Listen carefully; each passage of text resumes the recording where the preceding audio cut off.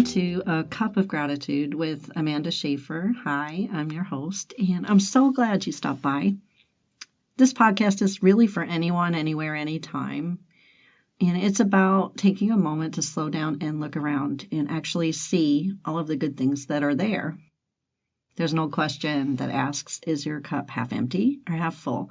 But I think a better question is, what's in your cup?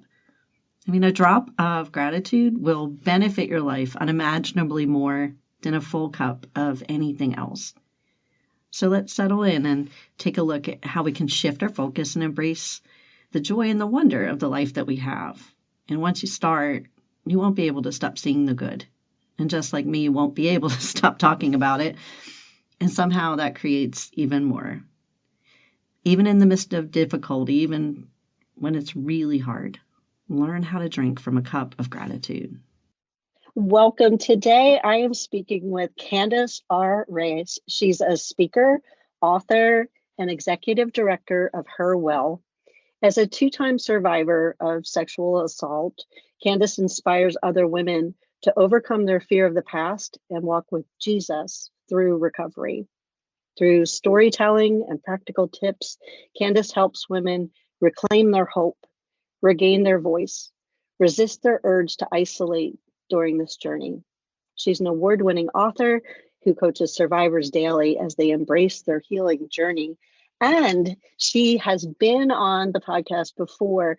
And I know I have said many times, hey, sometime I might try an experiment and bring people back and see what else God is doing. So this is one of two people so far that I'm doing that with, because God's doing something new.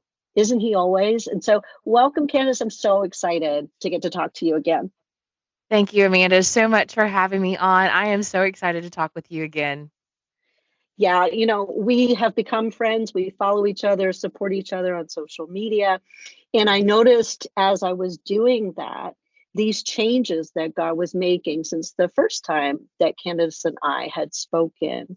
I always like to start at the beginning. And I believe that people, if you want to go back, you can listen to her first episode. But I believe that people should constantly be able to tell a story of what God's doing right now. And I believe that that is the story that we're going to tell today. I do still want to start at the beginning. So perhaps we'll start off by just asking you where you would like to start, because we're going to be talking about a transition in ministry. You have a nonprofit and you were doing a number of things underneath of the umbrella of that nonprofit. And now you have this new ministry. So wherever you would like to start at kind of the beginning of that. Well, thank you so much again for having me. And Hooks to Creek Ministries has been definitely I guess it's transitioning into some really incredible ways to serve and love people, in particular women. Um, So we first started with our translation project that walks you through a one-on-one time with God and building that relationship with him, because I knew in my own story that when my intimacy and my perception of intimacy was broken, that interfered with my relationship with others as well as my relationship with God. And I needed to have him rebuild that, restore that intimacy with him again before I could actually step out into whatever it is that he had for me. And so that's where we started with our ministry, was helping others learn how to do that same thing as well. We translated it in multiple languages. It's been in India and Uganda now. And it's just been really remarkable to see what God's doing through that part of our ministry. But then I felt like God was really um, asking me to do something even more, letting people into my heart, letting people into my story, the parts of my story that I didn't really allow others to hear a whole bunch about. I Yeah. kept it at a very a safe distance. And God was asking me to be vulnerable and allow people into that space. And so that's where Her Will came about. Her Will is our new ministry that we are working with women who have had unhealthy sexual relationships, and we walk them through those painful past moments with Jesus and helping them understand that when you choose to walk with Him through those pain moments, it doesn't feel like the pain that you experienced previously. It Yeah. feels more like pressure. And then allowing them to see that they can endure that pressure when they're walking that road with Him, and that He's such a gentleman. He knows when we can't go any further right now. We need to take a break. We need to kind of rest. And so He allows us to rest. And then when it's time to pick it back up, he encourages us again, pick it back up and let's go a little bit deeper, because He wants us completely healed from this. He Yeah. doesn't want it to be something that we hold on to or have affect our choices or our decisions for the gospel or even for our relationship with Him. And so He wants us completely healed. And that's where Her Will came about, was helping other women do that very same thing, to walk with Him through that type of a journey. Yeah, that's right. And he started with you, right? He started Yeah. with helping you walk through that process. When we first spoke, the first time that you were on your episode, I think was the first time you were sharing about that Hmm. vulnerability in such a public way. And it was an honor to be able to provide a place for you to do that that was safe. And I believe that as God began to work in your heart, yes, you were doing some amazing things. I think when we first spoke, the book had not yet been translated, and now it's in different languages and in different Hmm. countries. And I see all that God has done, and I praise Him for growing that part of the ministry. And I agree. I think that was a pivotal first step. But I've watched you now get up on stage and speak. You've been willing, I guess, I'm sure, one on one Hmm. and with your own nonprofit board, been able to share about your heart for these people. But Hmm. the reason why you have such a heart for these women is because you were that woman. Yes. And I know that sometimes our ministries are so hard. They're not hard in that we can't do it, but sharing those places can be sometimes trauma themselves. You can get Hmm. triggered again. And Hmm. so it's very important to go at the prompting and at the pace that God gives you. And I love that you said that sometimes these ladies will need rest. And I Hmm. think I think you probably went through that as well. I think of Elijah when he was doing one very prominent ministry, and God told him to go and to turn and to hide. And He put him for this little season, as long as the water was in the Kerith ravine, you know, this Hmm. season where He fed him and He gave him something to drink and Yes. He gave him some rest. And when Yes. that time was over, then He sent him off to do another ministry. And so that's the story that comes to mind Mm. as you were speaking, that God knew the places where you needed to rest. And when you were ready, now He's letting you go forth. Hmm. Yes, absolutely. Absolutely. Now, we talked during our pre recording call about the difference between being brave Mm. and courageous. Hmm. What have you found the difference to be? For me and my story, when I've researched both of those words, brave as a verb means to endure or face unpleasant situations and behaviors without showing fear. Hmm. And courage as a noun means the ability to do something that frightens another, that frightens one. And Hmm. so for me, courage doesn't exempt our fear. I think so many times I thought that that's what it meant. Like if I have courage, I'm not afraid. I just move forward. And that is not true at all. Courage Yeah. doesn't exempt our fear. It's the choice to do what's right despite our fear. And Amen. and so that is one of the things that God has really been building in me and teaching me that yes, the things that I'm going to ask you to do, they're going to bring you fear.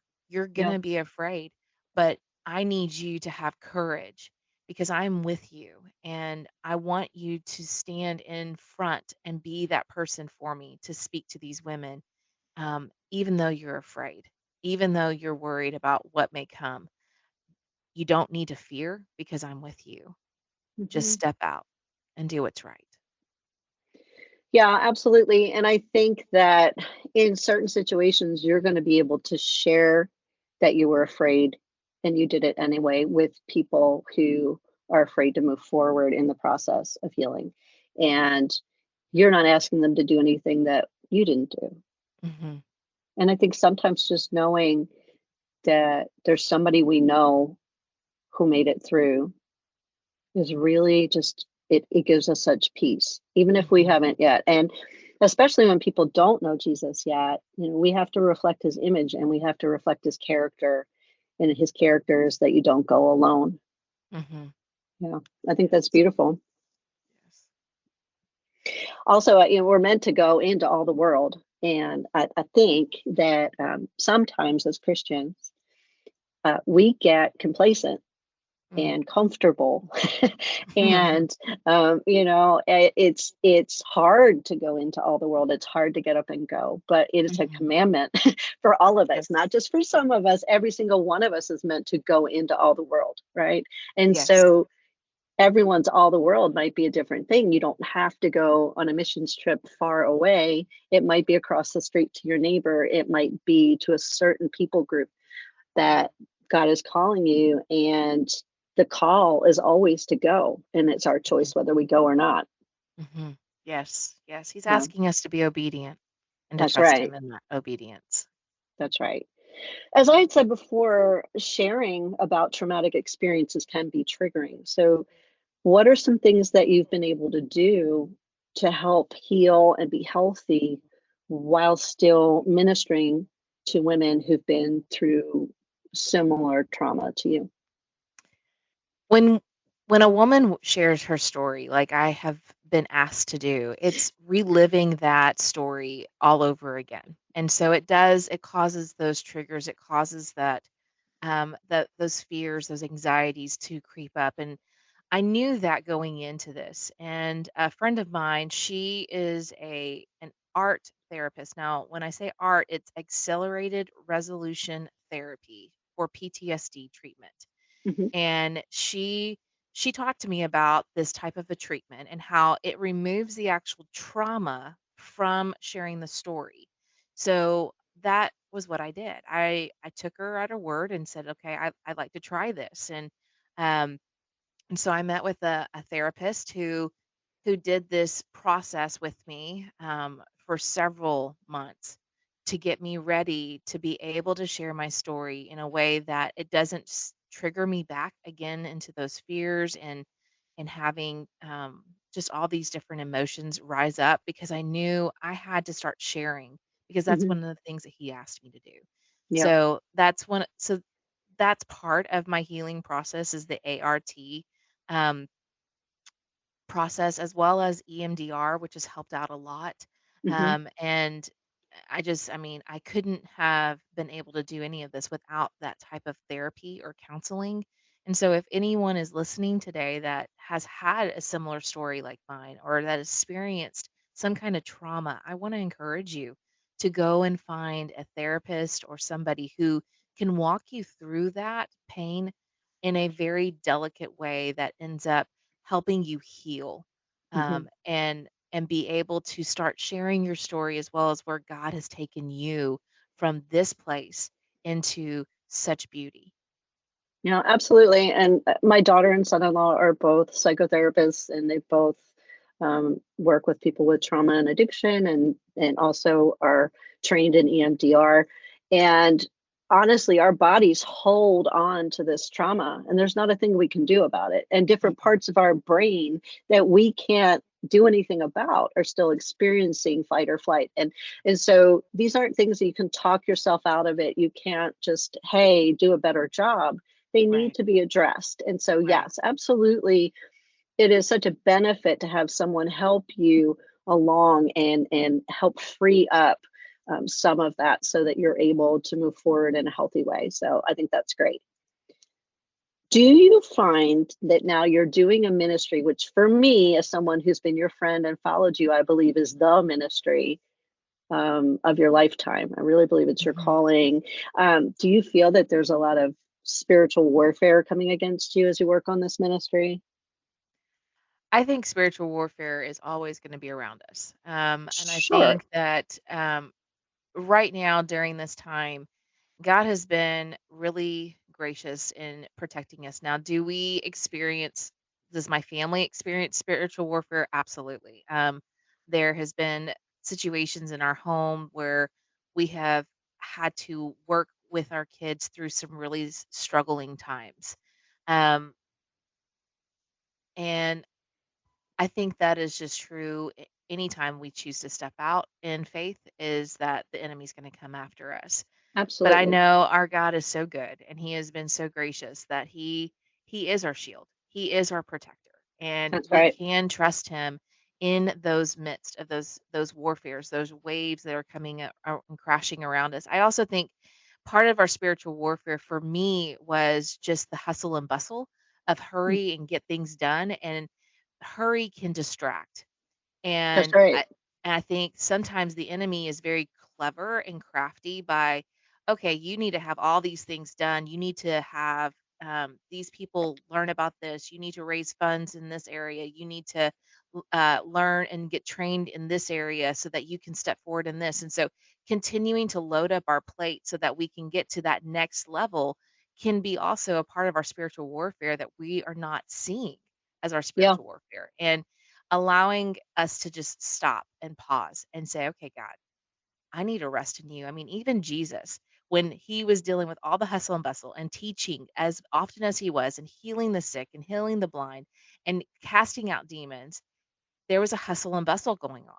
But that's he right. took time to leave and spend time with the Father, just one on one with him, and allow him to be with God and God alone, to rest. And That, I think that's so key for us right now to continue to do. And in fact, my husband and I, we took a weekend this weekend, and we just went to the beach because that's where I get to sit with God and just recenter myself. And it was so refreshing because it was what I needed. yeah, that's wonderful. And we all need that. We need to have some boundaries. We need to leave some margin in our life. We need to have Mhm. that quiet time to be still. But it also reminds me of recently, I've been looking at a scripture from Jeremiah 6. Stand at the crossroads and look for the ancient paths. Ask where the good way is and walk in it, and you will find rest for your souls. And so it Mhm. implies that if we ask, God is going to tell us. And of course, the good path, the ancient path is Jesus. And in Isaiah, it says, whether you go to the left or to the right, there's a voice behind you telling you what is good, which way to go, walk in it. And, I believe that we have to be asking, you know, Mhm. and I think that you're right. There's always going to be spiritual warfare if you're stepping out in doing something for God's kingdom. But if we're Mhm. asking God into each and every crossroads, every decision, we can be sure that again, we're not going alone and that He is fighting for us and we can have that rest and peace. Mhm. Yes, amen. Amen. Now, you had told me about it's the Texas Awareness Against Sexual Assault, and you live in Texas. What is this organization? How are you connected with them? What is it that they do? TASA is their acronym, Hmm. and I know I said aware the last time, but it's actually the Texas Association Against Sexual Assault. So I just want to make sure I cleared my Oh, that I fixed gotcha. myself because I said it wrong the last time when we talked.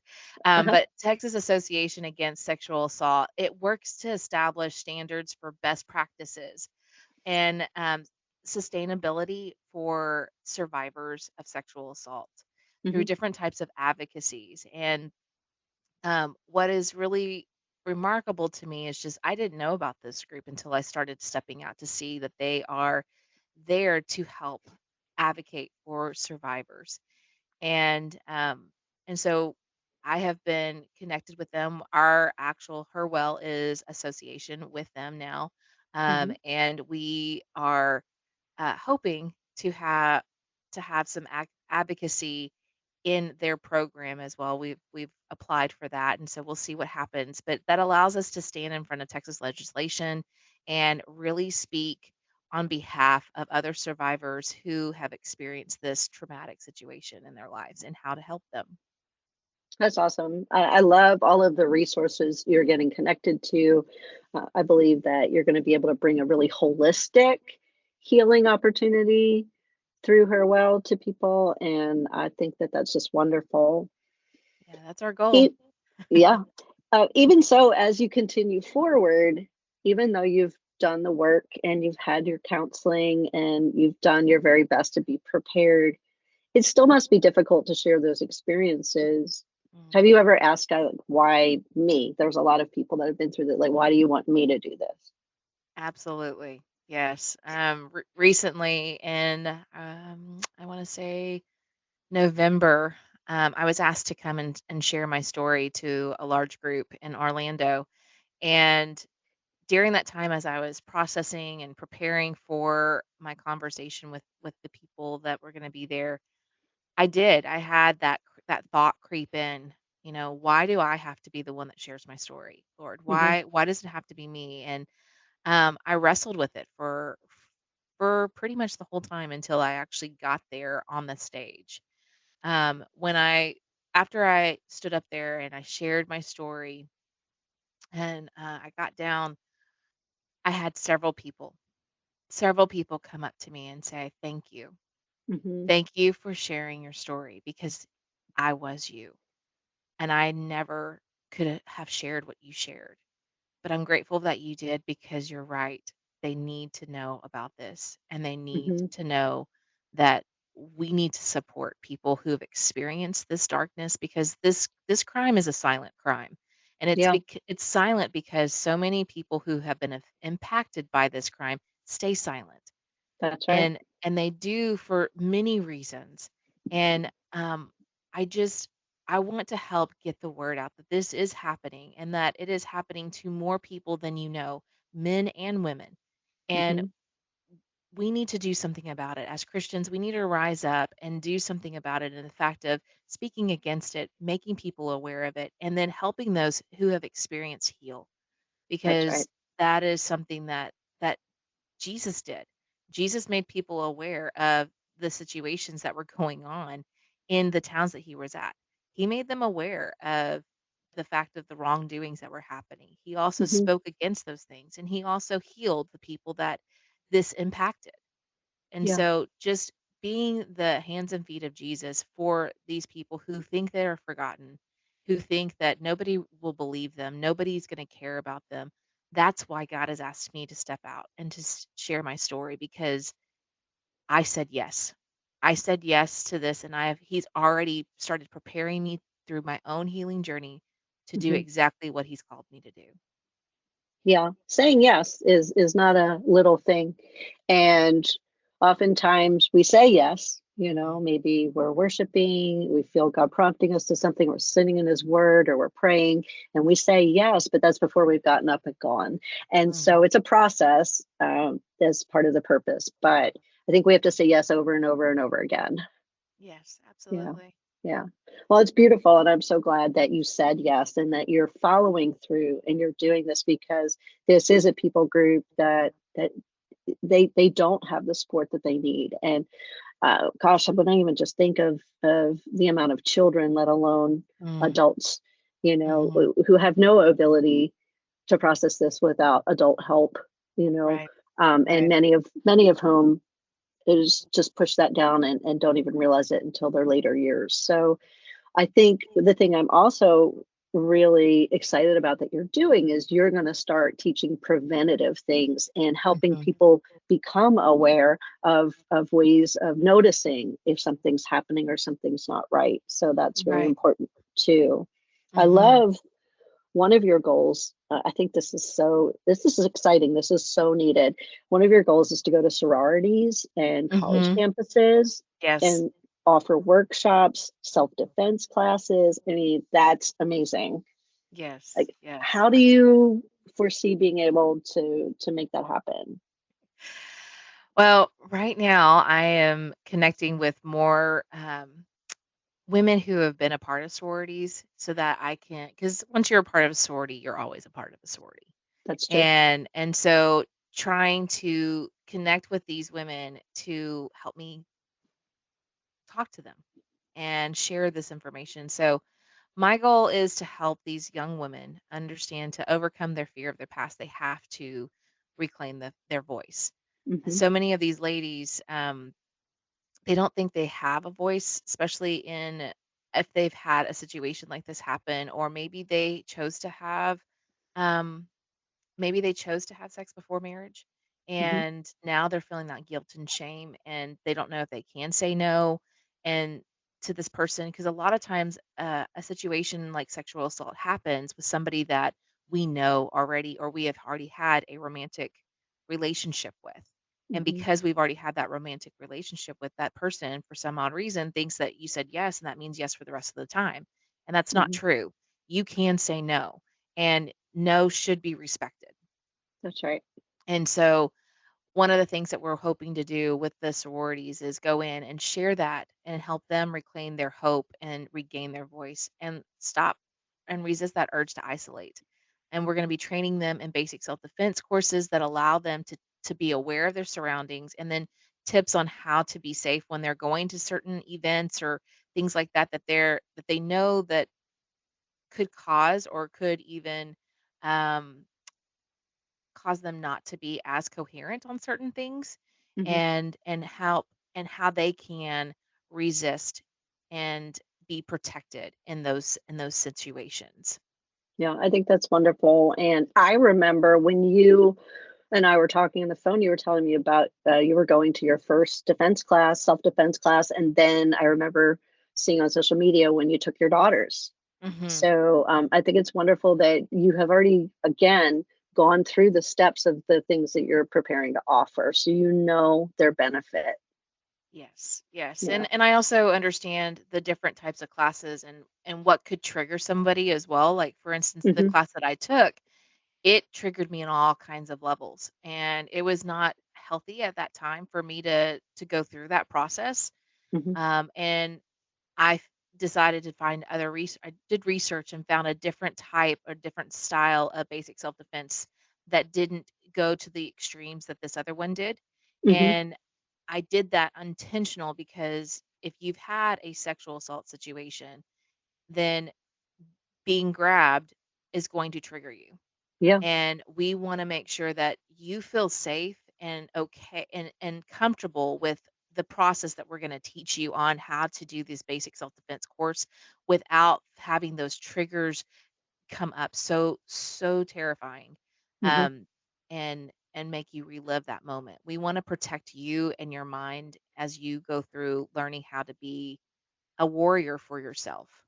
Yeah. I think it's powerful how, through again your own life experience, you realized that one wasn't going to be good. So let's find something else. You were intentional, you found something else, and how organically you were able to find the right fit for what you're trying to do. Yeah, that's all God. Yeah, of course. But I mean, Yes. again, you know, had you never even gone, you wouldn't know the difference, Yeah. and Yeah, some absolutely. people some people might make the choice, hey, I'm going to do this, and never go and think, oh, self-defense might be a good thing, and just kind of jot it down as one of the things to do and never really experience it. So I think, again, being part of the process is going to help you offer the best Mhm. experience. Yes, Now, I your agree. nonprofit already translates and distributes your book that we were talking about, along with Bibles that you Mhm. send along in Mhm. that language. And you're also sponsoring a More Than a Mom conference for Yes. teen moms. Um, Yes. And and unplanned pregnancies for moms and who I'm have okay. who have had an unplanned pregnancy. They weren't anticipating to be pregnant, and they Mhm. had that situation happen. Yes. Yeah. I think that's great. Now, you have some other speakers that are going to be speaking with you as well, right? Yes. Yeah. Yeah, Yeah, we do. Yes, absolutely. that's great. And when is that? That'll be in October. In Okay. October. So it'll be in Denton, Texas area. Okay. Well, I am going to be including everyone. I don't normally say it this early on, But I am going to include everything in the show notes for you to be able to follow along with what Candice is doing, the things that she's offering, and all that Her Well has to offer as well. Now, would you tell us about comfort bags? You provide these comfort bags, and what is in them? Why do you provide them? Where do you take them? Absolutely. Yes. So comfort bags was something that happened after I talked with a SANE nurse, which is a sexual assault nurse examiner. When I spoke with her, she shared with me that when a woman walks in who's had a sexual assault happen, her clothing has to be kept for evidence. And so if she doesn't have any other types of clothing with her when she goes into this hospital or this ER, she is given paper scrubs to Mm, leave if they mm, don't have these types of bags filled with clothing for them. And so that started my wheels turning because as I saw some of the bags, they were great. They had a lot of basic care for these women. mhm, However, after experiencing that kind of a trauma situation, I know for myself, uh, I would I would want to know somebody cares. And mhm, yes, the physical aspect is fantastic, and I'm grateful for that. But I wanted to help her understand that we're not going to just take care of your physical needs, but also your emotional needs, because that is what's going to take you and stay with you for the longest right now, is mhm, those emotional needs need to be healed. And so for our comfort bags, we provide each of our bags have sweatpants, sweatshirts, and we do that because we wanna make sure she feels comfortable, that she's completely clothed. A lot of times that is what she is looking for is something that covers her whole body. mhm, And then we also provide her with undergarments and sugar scrub. And the sugar scrub is for when she goes and takes a shower, because that's the first thing that she's going to wanna do is shower, to remove that scent of that person who assaulted them off mhm, mhm, and to feel clean. And so a lot of times women will stay in that shower for hours and just scratch and scrub and scratch and scrub their skin till it's almost raw. We wanted to provide her with sugar scrub so that it gives her that tactile feeling. So when mhm, she is scrubbing, she's not having to claw at her skin, that she can actually feel that scrub, but it's gentle enough to where it doesn't harm her, but mhm, yet feels like she's getting herself clean. mhm, And then we are also providing her with a tear bear, which we call a therapeutic emotional anxiety response bear. It's a teddy bear. And we mhm, place each of these bears in their bags because we want her to receive a hug in that moment. She doesn't really want anybody to touch her, but mhm. a bear comforts. And in Yeah. fact, one of the same nurses who receives our bag, she contacted me and said, Candace, when a woman gets a bag like yours, she smiles as soon as she sees that bear, Mm, because she's not anticipating to have a bear to to hug, to be comforted with. mhm. She's anticipating clothing, Yeah. because that's what typically is in a bag like this. But when she opens it up and that little bear head pops out, she Mhm. smiles. And That's she awesome. feels comfort. And during those times when she has to share her story so many times, because in the ER they ask it quite often, and then the police ask it quite often, and every Mhm, time she has to share, she's reliving this trauma. And mhm. so holding that bear just kind of helps get her centered and comfort as she's sharing. And so that's what we do with our comfort bags, is we provide them to the ERs for these women, and we make sure each of those bags have that, plus a handwritten card for her, just to say we love you, we care about you, and we wanna walk with you through this journey of healing.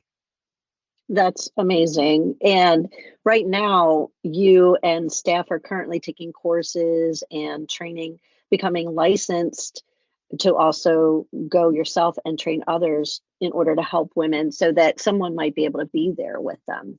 Right, absolutely, yes, we are taking the SANE advocate training as well as the OAG, which is the Attorney General's training. Mhm, That way we can be able to go into the hospitals and even be at court with them, to be Oh, advocates that's for them at court awesome. as well. That's fantastic. That's really powerful that you started off with this idea of how can I provide for them and comfort them, and now you're going to be able to advocate for them as well. Mhm. One of the biggest things that stands out is that someone feels so alone, and Mhm. every part of that shows that they're not. Yes. Yeah, Yes. that's amazing. Now, once you've had the training and you can advocate at hospitals for those who've been through the sexual trauma, and you'll be able to go with them to court, like, are there other things that you have that you'd like to do in the future? You have to take it one step at a time, obviously, with training. Right. Are there other things that you'd like to be able to do? I'm sure as we continue along this journey, there's going to be things that I'm going to want to help pass some bills for, to help make it better for these ladies, Hmm. and with government policies and things like that. I also want to provide her well services all over the U.S. That's another aspect that I'm really aspiring to, is to impact the women of the U.S. as well as overseas. Um, I'd like to be able to help women uh, in any area, really, Hmm. Yeah, because this is such a this is a crime that is not just here in the States, it's also internationally as well. And yeah.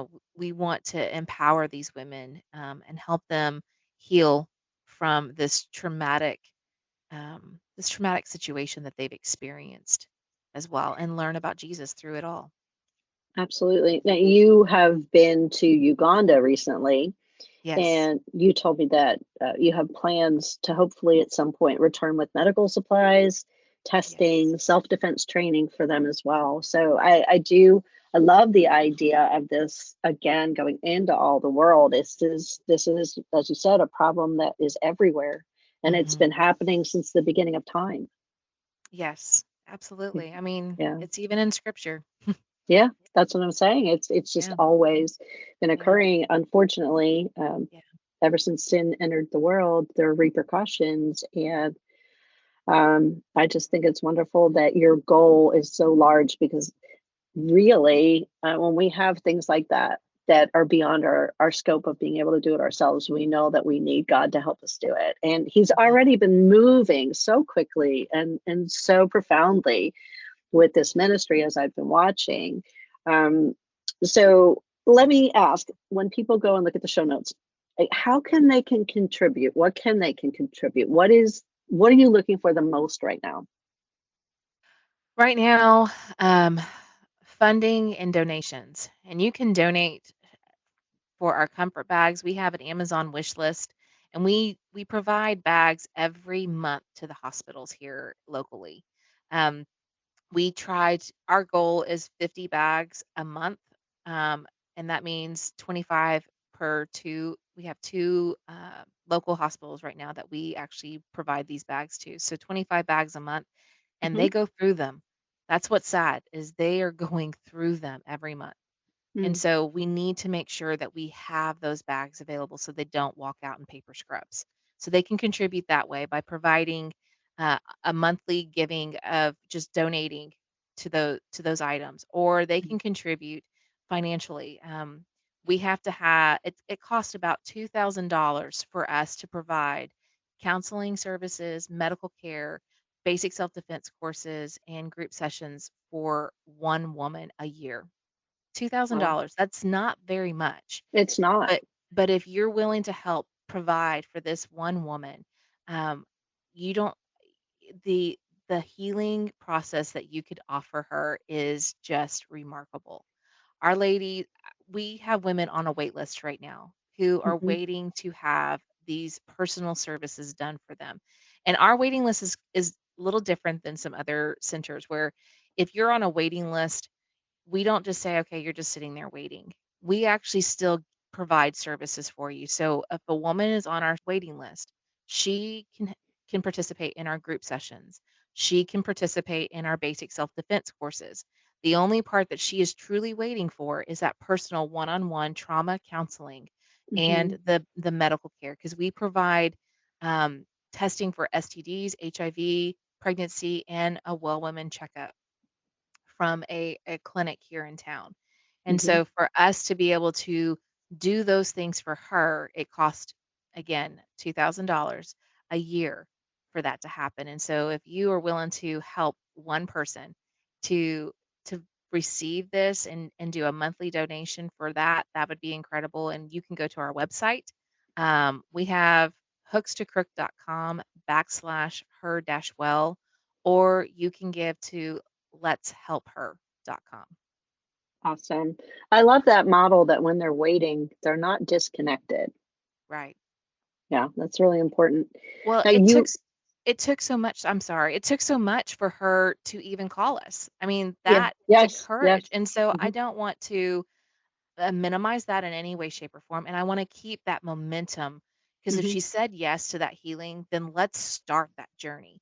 And Yeah. I don't want to put her on a wait list to where she gets cold again. And she when I Hmm. go back and say, "Hey, we've got services," she's like, "Oh, I'm good now." No, no, Yeah. I want to keep that momentum going and her see that we truly are caring about her right where she is when she says yes. Yeah, I think that's really essential. And you have a building now, correct? We do. We Yeah, do. yeah. I'm super excited about it. Yes, a church here locally has donated a building for us to work in. It's incredible. That's awesome. And what kind of things are you doing in there right now? How are you getting it ready? What do you need?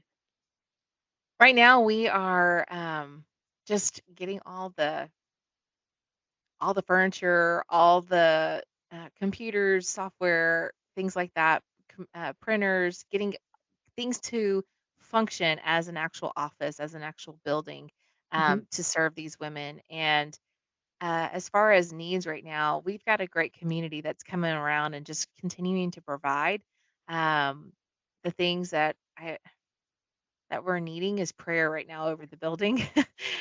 Okay. To be honest, right now, I'd love to just have more people pray because, again, as we talked earlier, we talked about spiritual warfare, and Hmm.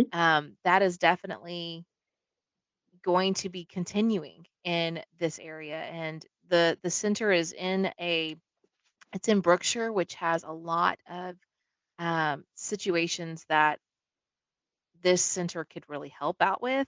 Hmm. It's and so I'm just praying that our center is safe and continues to stay safe, and that the women that come through our doors, they feel the presence of him in that area, in that room, and that they continue to step out in bravery and courage to say yes to their own healing and their own healing journey. So that would be probably my wish and my prayer for you guys to do for that.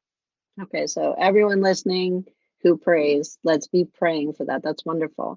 Now, I remember when we were talking on the phone that you really were excited to create a very particular kind of atmosphere. Like you didn't want to just have a building, you wanted to have a building that felt a certain way. Can you explain that? I wanted the building to feel like home almost, and a safe home place for her to come and speak and connect with other women who've experienced what she's experienced. I want her to feel supported and protected. Hmm. And so we've got our coloring in our building. So our colors are the teal because that's the representative of that color is the color for sexual assault survivors. Okay. And we also have gold on all of our fixtures and things like that because gold goes through a purification. Hmm. And these women are definitely going to be going through a purification. They're going to be experiencing some they're gonna experience the fire, because going through remembering such a traumatic situation, it does feel, it's painful, but Yeah. it doesn't like I said earlier, when you walk it with God, it's not a pain that you feel, it's more like a pressure, Mhm. and so we want them to feel comfortable enough to be able to say yes in that moment, to heal. So that's pretty much what we're doing is we're just making it very homey, Hmm. and a place for them to come and kind of unpack some things that they need to unpack. I think it's important that you're again being super intentional about what you're putting into the world and how you're setting it up. And again, a lot of people might be, hey, I'll take whatever I can get, but you're really trying to be intentional. And I think that in aligning with God on every single detail, it's going to be something that's going to continue to offer what you're looking to offer to people, because every little detail, I mean, God doesn't miss a thing, right? Right. So shouldn't we Right. join him in his work like that? Right. Yeah. Right. Yeah. Um, so if you had all of the resources in the world, right? There wasn't any need to have people contribute. You just suddenly had all the resources in the world. What would you add to this ministry right now? Like, what would you do next? Mm, it's a good question.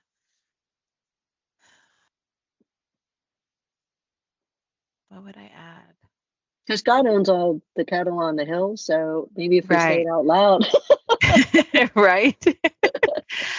Um, if it was completely financed and paid for, I think the only part that I would add is I want to offer the ART counseling services to each of these ladies, so That'd be that they amazing. don't have to worry about the trauma Hmm. anymore of their story. Yes, they still remember their story, but it removes the traumatic part of their story to help them with their PTSD that they're experiencing, because it is something that we experience as PTSD Hmm. after this situation. And so helping them be able to not jump when, you know, they hear a noise, or, Hmm. help them be able to walk um, with friends down the street without feeling like constantly watching for cars and watching, Hmm. for who's behind me and those types of situations, and just be able to enjoy life again in a way that, um, yeah, allows them to still be aware, but not feel that trauma, the traumatic part of it. That's awesome. That's something God can do. He can put a full-time therapist in there. And in the meantime, he can also bring pro bono people from all around the area. So I'm going to be praying for that. Yes, thank you. You're welcome. I love hearing how God has led you and been moving and all the things that you've put into place. What would you say to anyone who might be listening right now who may be struggling to follow God's promptings to go into kind of a painful ministry like this, something that he's asking them to do on his behalf, but it might be hard? I've been there. um, I would probably say to that person, um, go at God's pace. He He knows what you need to heal and from first and foremost before he's ever going to ask you to truly step into that calling.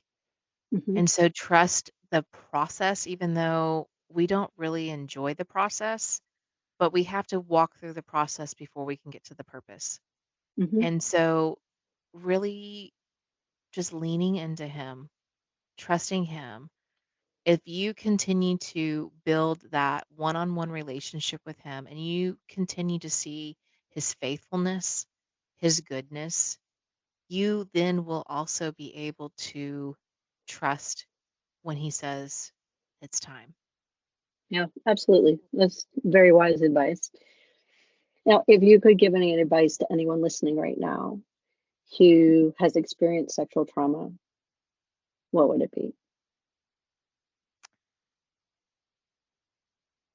Find a counselor. Mm. Find a counselor right now. Go find somebody who is certified in EMDR, who understands how to walk with you through this trauma that you've Mhm. experienced. Um, and then I would also say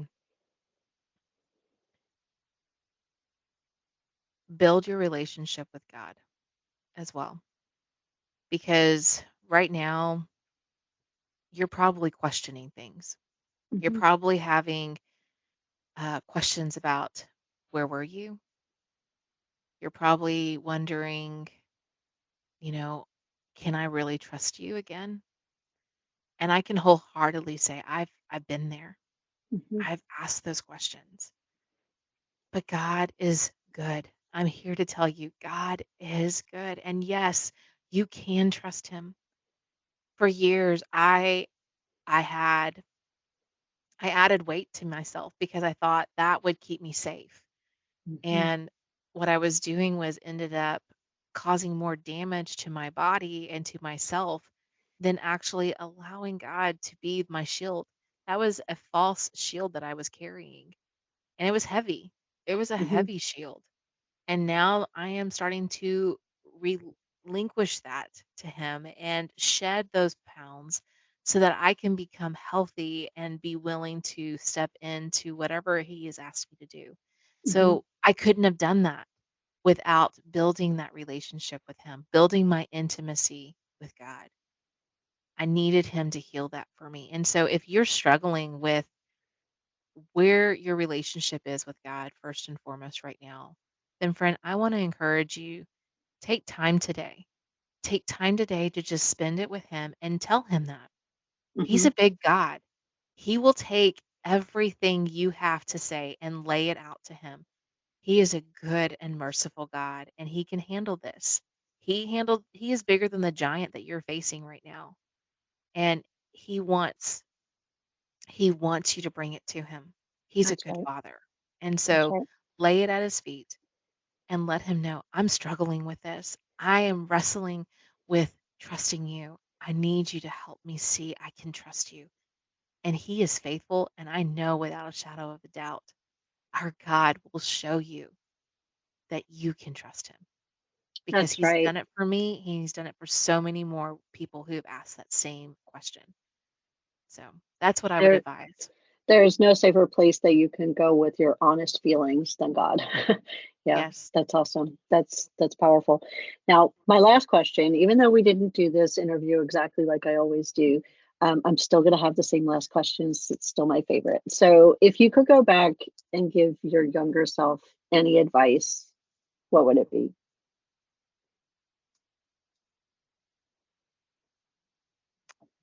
I think for my younger self, I would tell myself to give yourself grace.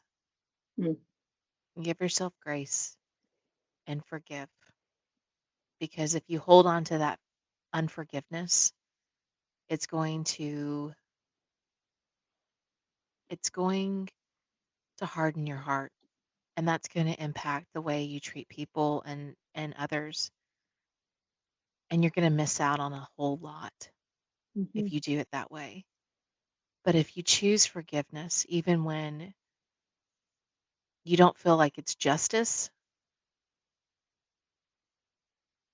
there's more there's more to come for you that's good Mhm. and loving, and there's a peace that comes over you that you didn't have before because of the unforgiveness. And so Absolutely. I would probably tell myself, give yourself grace and forgive. Yeah. Amen. I think a lot of us need to tell our younger self that. Well, Candace, I could talk to you for hours. I'm so glad that we've been able to remain friends and support one another in all that we're doing for God's kingdom. You're part of the podcast family, so certainly you're always in my prayers. And I'm just really grateful to see. It's wonderful to share examples of the new thing that God's doing now, and to remind everyone He's always calling us to something new and something more. And it's always building on top of what He's already done. And it's working towards a purpose and a calling that He has just for you. Yes. Yes. Well, thank you, Amanda, for having me on. It has been a pleasure to be on here with you. And you're right. I could talk with you for hours about this and about your ministry and what God is doing with you guys. And so I'm just very grateful to be a part and to root for you and pray for you as well, my friend. Well, thank you. I appreciate that so much. And I just hope you have an amazing day. You too. Thank you. Thanks. Hey, so I just want to thank you so much for spending your time with me. And I want to challenge you to go out today and to just take notice and to stop and really look around and find at least one good thing, one thing to be thankful for. You know, if you do that today, you're going to find so many more things tomorrow without even trying. Because once you start, you begin to see what's always been there. And if you need a refill, you can come join me again for another cup. Make sure to subscribe and have an awesome day and go be grateful.